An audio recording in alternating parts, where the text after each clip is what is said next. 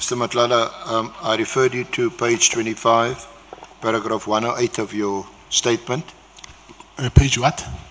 Page No, 25, Paragraph paragraph 108. 108. 108. Okay.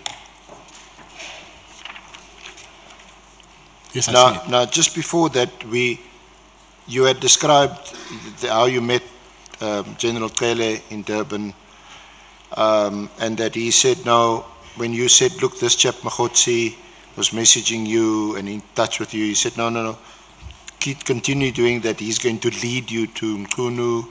And then he also mentioned that you are being caught up in what he described as Zulu wars, and I'm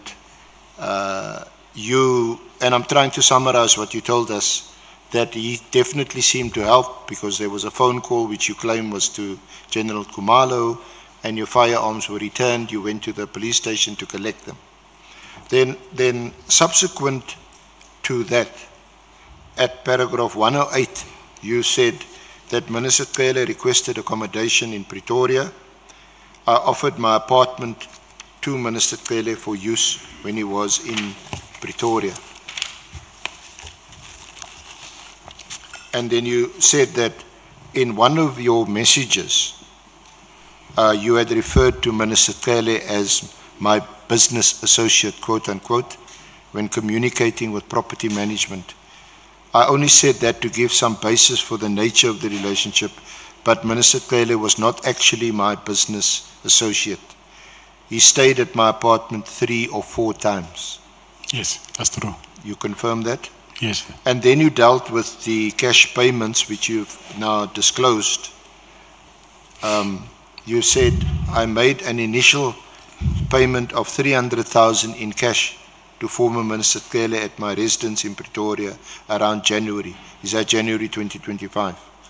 Yes. I handed over the money while he was inside my apartment.